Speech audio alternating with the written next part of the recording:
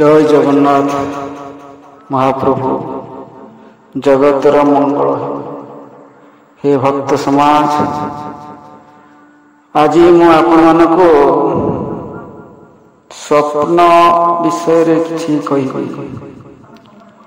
आपण माने स्वप्न को विश्वास बा अंधविश्वास जहा किछि मानि पारंती सेथिरे मु जीविनी।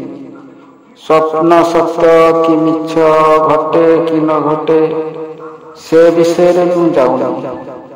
शास्त्र अनुसार शास्त्र या कहूँ ताहारी उपरे मु स्वप्न विषय किछि कहिबी। ता पूर्व हे भक्त समाज क्यों कहार स्वप्न देखिले भल कहा स्वप्न देखिले खराब ता विचारटा भी आपण आग करवा उचित। मो आपण मानक कहबी जे सर्प माने सापर स्वप्न बहुत शुभ। आपण जदि गोखुर वा नाग स्वप्न देखती आपणकर से दिन रात्रि 24 घंटा आपणकर लाभ आपणकर भलरे कटिव यह मोर ग्यारंटी।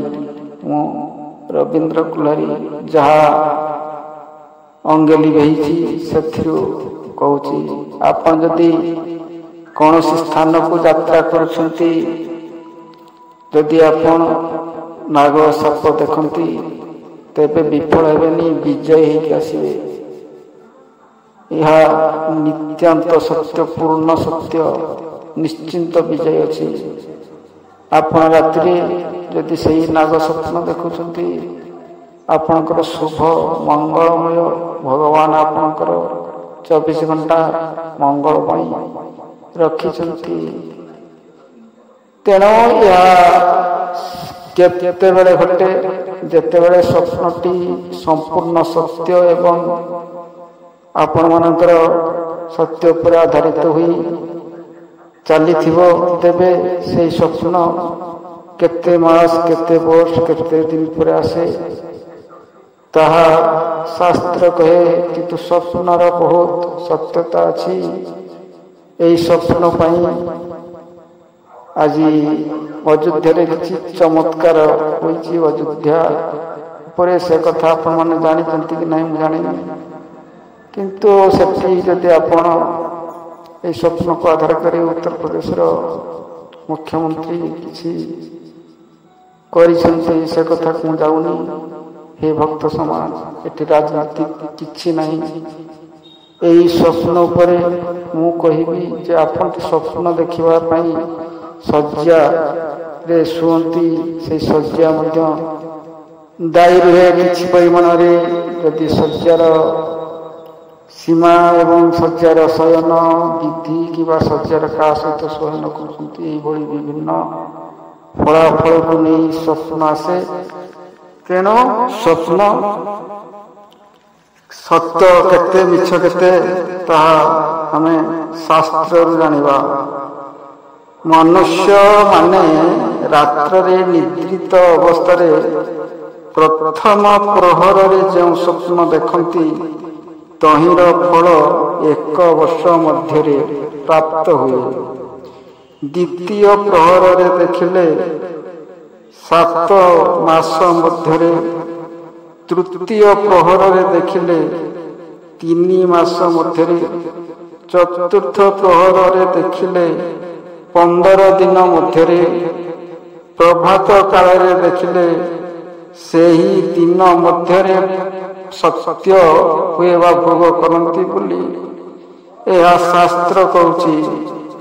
स्वप्न देखिबा परे आउ निद्रा न गले उक्त नियम रे फल भोग करने को हुए।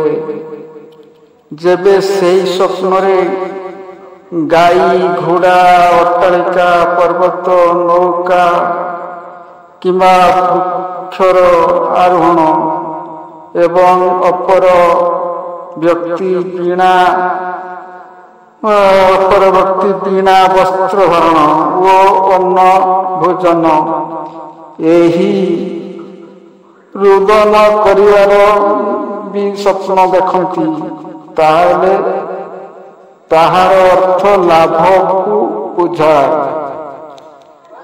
ଦୀପ, ଅନ୍ନ, ଫଳ, ପୁଷ୍ପ, କନ୍ୟା, ଚନ୍ଦ୍ର, ରଥ ଏବଂ ଧ୍ୱଜା ଦେଖିଲେ ଏହା ଦିବ୍ୟାଙ୍ଗ ଲାଭକୁ ଯାଉଛି। ତେଣୁ ପୂର୍ଣ୍ଣ କଳସର ବ୍ରାହ୍ମଣ, ଅଟ୍ଟାଳିକା, ଚାମଳ ଏବଂ ମାଳାକାର ତଥା ମୃତ୍ୟ ଛତ୍ର ପାଦୁକାଦି ଦେଖିଲେ ଶୀଘ୍ର ଉତ୍ତମ ଫଳ ମିଳେ, ସ୍ତ୍ରୀ ଲାଭ ହୁଏ। ଏଥିରେ ବି ଦଉଛି ନୃତ୍ୟ ଛତ୍ର ପାଦୁକାଦି ଦେଖିଲେ ଶୀଘ୍ର ଉତ୍ତମ ସ୍ତ୍ରୀ ପତ୍ନୀ ପ୍ରାପ୍ତ ହୁଏ। ଦହି, ଦୁଗ୍ଧପାନ କିମ୍ବା ପାଣିରେ ପାଣିରେ ମାଛକୁ ଯଦି ଦେଖିଲେ ତାହେଲେ ଭଲ ଧନ ଲାଭ ହୁଏ ବୋଲି ସୂଚାଉଛି। ଶିବଲିଙ୍ଗ, ଅର୍ଚ୍ଚନା, ପ୍ରତିମାର ଆବାହନ ପୂର୍ବକ ପୂଜା କରିବାର ଯଦି ଦେଖନ୍ତି, ତେଣୁ ବିବାଦରେ ଜୟ ଏବଂ ଅର୍ଚ୍ଚନା ପ୍ରତିମାର ଆବାହନ ପୂର୍ବକ ପୂଜା କରିବାର ଦେଖିଲେ ତାହେଲେ ବିବାଦରେ ଜୟ ଏବଂ ଅର୍ଥ ଲାଭ ହୁଏ। ଗାଈ ଦୁଗ୍ଧପାନ କରିବାର ଏବଂ ଗାଈରୁ ଦୁହନ ସମୟରେ ଦେଖିଲେ କିମ୍ବା ଜଳପାନ କରୁଥିବାର ଦେଖିଲେ କୀର୍ତ୍ତି ଏବଂ ପୁଣ୍ୟ ଲାଭ ହୁଏ। ଏହା ହେଉଛି ଶାସ୍ତ୍ରର କେତେ ସ୍ୱପ୍ନ ଉପରେ ଶାସ୍ତ୍ର ମତାମତ ଦେଉଛି। ଆପଣମାନେ ସ୍ୱପ୍ନ ଦେଖୁଛନ୍ତି ଯଦି ଶାସ୍ତ୍ର ମତ ଅନୁସାରେ ଏହି ମତ ଆସୁଛି। କିନ୍ତୁ ଆପଣ ଯାହା ବି ସ୍ୱପ୍ନ ଦେଖନ୍ତୁ ନା କାହିଁକି, ସେ ସ୍ୱପ୍ନ ଯଦି ସତ୍ୟକୁ ନେଇ ଚାଲୁଥିବ, କିଛି ଆଗ ଭବିଷ୍ୟତର ଘଟଣାକୁ ନେଇ ଚାଲୁଥିବ, ଘଟଣା ଉପରେ ବୁଝିବାକୁ ଯାଉଥିବ, ସେଭଳି ସ୍ୱପ୍ନ ଅନେକ ସତ୍ୟ ହେବାର ଅଛି। ତେଣୁ ସେଇ ସତ୍ୟକୁ ବୁଝିବା ଆଗରୁ ଆପଣଙ୍କର କିଛି କରିବାର ଥାଏ ଯଦି କରିବେ, ନହେଲେ ଯଦି ଆପଣଙ୍କର ସ୍ୱପ୍ନରେ ଯଦି ଦେଖୁଛନ୍ତି ଯେ ଆପଣଙ୍କର କିଛି ଅର୍ଥ ହାନି ହେଉଛି, ବ୍ୟୟ ହେଉଛି, ତେବେ ଏହା ନିଶ୍ଚିନ୍ତ ଘଟିବାର ସମ୍ଭାବନା ଅଛି। ଯଦି ଆପଣ ଲାଭରେ ଅଛନ୍ତି ଦେଖୁଛନ୍ତି, ତେଣୁ ଭବିଷ୍ୟତ ମଧ୍ୟ ଆପଣଙ୍କୁ ଲାଭରେ ଦେଖେଇବ। କେତେ ଦିନ, କେତେ ମାସ, କେତେ ବର୍ଷ, ଏହା ଶାସ୍ତ୍ର ଅନୁସାରେ ତ କହିଲି। କିନ୍ତୁ ଆପଣ ଏହାକୁ ଭବିଷ୍ୟତକୁ ନେଇ ଆପଣଙ୍କର ଯେ ସବୁ ଭବିଷ୍ୟତ ଯେତେ ଦୂରତାରେ ଥିବ ସ୍ୱପ୍ନଠୁ, ସେତିକି ଦୂରତା ମଧ୍ୟରେ ବୁଝନ୍ତୁ। ବେଶୀ କିଛି ମୁଁ ସ୍ୱପ୍ନ ଉପରେ କହିବି ନାହିଁ, ଏତିକି କହିଲି। ଯଦି ଆପଣ କୌଣସି ଜାଗାକୁ ଯାଉଛନ୍ତି, ରାସ୍ତାରେ ଯଦି ନାଗକୁ ଦେଖିଲେ ତେବେ ନିଶ୍ଚିନ୍ତ ଆପଣଙ୍କର ବିଜୟ ସୁନିଶ୍ଚିତ। ଏହି ବିଜୟକୁ ରଖି ମୁଁ ରବୀନ୍ଦ୍ର କୁଲାରୀ ଆପଣମାନଙ୍କୁ ସ୍ୱପ୍ନ ବିଷୟରେ ଯାହା କହିଲି, ଆପଣ ତାହା ଅଙ୍ଗେ ଲିଭେଇଲେ ନିଶ୍ଚିନ୍ତ ଜାଣିବେ। ଏହା ମୋର ୟୁଟ୍ୟୁବ୍ ଚ୍ୟାନେଲ୍। ଏହି ଚ୍ୟାନେଲ୍ ପାଇଁ ମୋର ଆପଣ ଯଦି କିଛି ସବସ୍କ୍ରାଇବ୍ କରନ୍ତି, ଲାଇକ୍ ଦିଅନ୍ତି, ସେୟାର କରନ୍ତି, ତାହା ମୋର ଖୁସି। ସେଇଥିପାଇଁ ମୁଁ ଯାହା କିଛି କହୁଛି ରହୁଛି ଭଗବାନ ହେ ଜଗନ୍ନାଥ ଜଗତର ମଙ୍ଗଳ କରନ୍ତୁ। ରହୁଛି ମୋ ଜୀବନ ପଛେ ଲକ୍ଷ୍ୟ ପଡ଼ିଥାଉ ଜଗତ ଉଦ୍ଧାର ହେଉ। ଜୟ ଜଗନ୍ନାଥ।